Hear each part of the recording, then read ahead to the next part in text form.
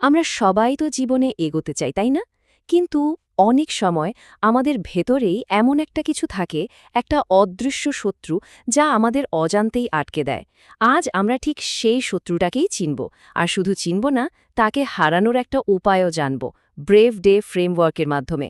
চলুন এমন একটা আলোচনা শুরু করা যাক যা হয়তো আমাদের ভাবনাগুলোকেই একটু বদলে দেবে।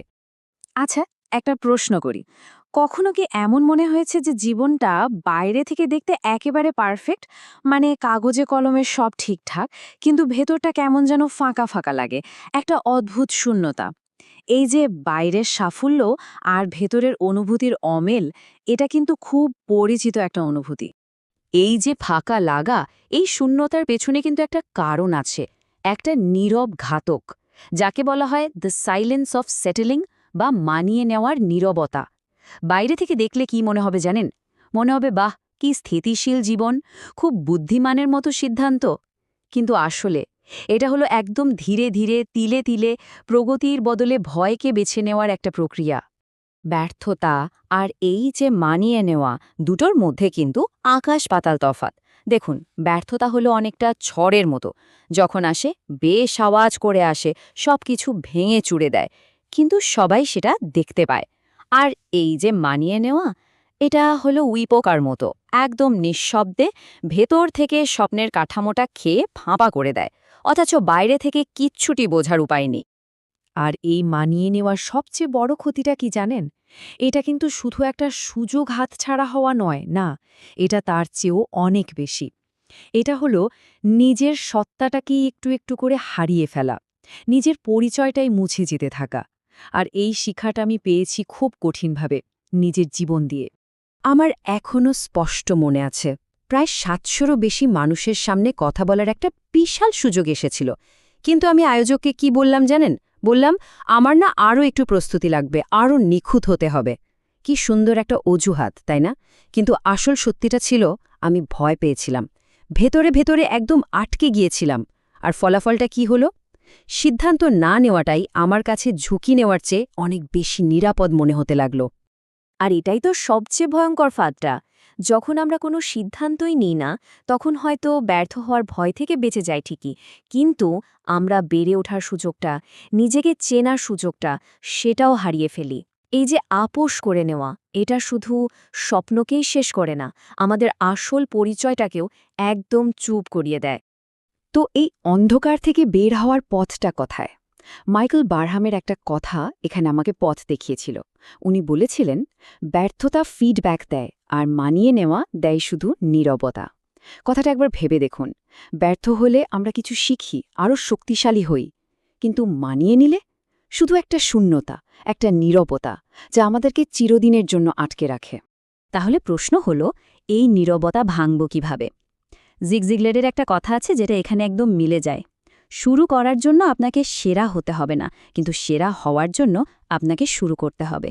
আর ঠিক এখান থেকেই আমাদের ঘুরে দাঁড়ানোর গল্পটা শুরু হতে পারে। আর এই শুরু করার জন্য সবচেয়ে শক্তিশালী টুল বা অস্ত্রটাই হলো ব্রেভ ডে বা সাহসী দিন। এটা কি?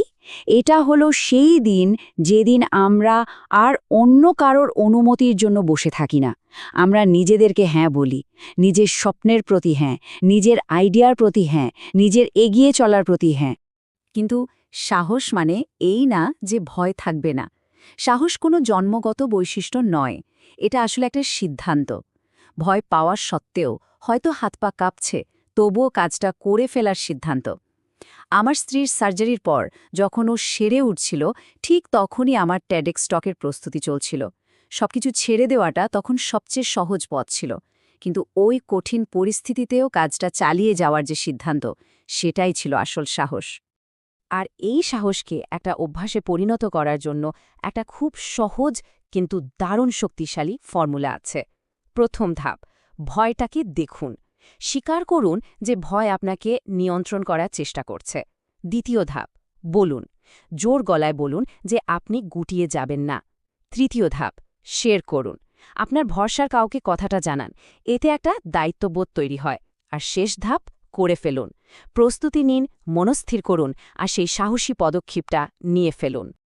একবার ভাবুন তো, সাহস যদি কোনো বিশেষ দিনে দেখানোর মতো জিনিস না হয়ে আমাদের প্রতিদিনের অভ্যাসে পরিণত হয়, যদি এটা বিরল কিছু না হয়ে নিয়মিত চর্চার বিষয় হয়ে ওঠে, তাহলে কি হতে পারে?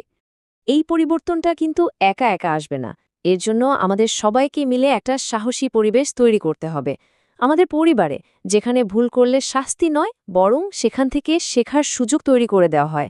আমাদের স্কুলে, যেখানে ১০০তে ১০০ পাওয়ার চেয়ে সাহসী চেষ্টাকে বেশি কদর করা হয়। আমাদের সমাজে, যেখানে নতুন কোনো ভাবনাকে স্বাগত জানানো হয়, শুরুতেই দমিয়ে দেওয়া হয় না। কারণ আসল কথাটা হলো, যদি আমরা সাহসী মানুষ চাই, তাহলে আমাদের সাহসী পরিবেশ তৈরি করতেই হবে। আর এর শুরুটা হবে তখন, যখন আমরা ভয়কে জ্ঞান ভাবা বন্ধ করব আর সাহসকে একটা দক্ষতা হিসেবে দেখব, যা নিয়মিত চর্চার মাধ্যমে অর্জন করা যায়। আর এটা মনে রাখা খুব জরুরি যে প্রথম পদক্ষেপটাই বিশাল কোনো লাভ হতে হবে এমন কোনো মানে নেই।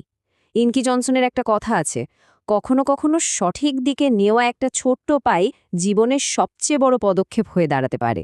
তাই হয়তো পা টিপে টিপেই এগোতে হবে, হোক না, কিন্তু পদক্ষেপটা নিতে হবে, ওই নীরবতা ভাঙতে হবে। নিজের সাহসী দিনটা আজই শুরু হোক।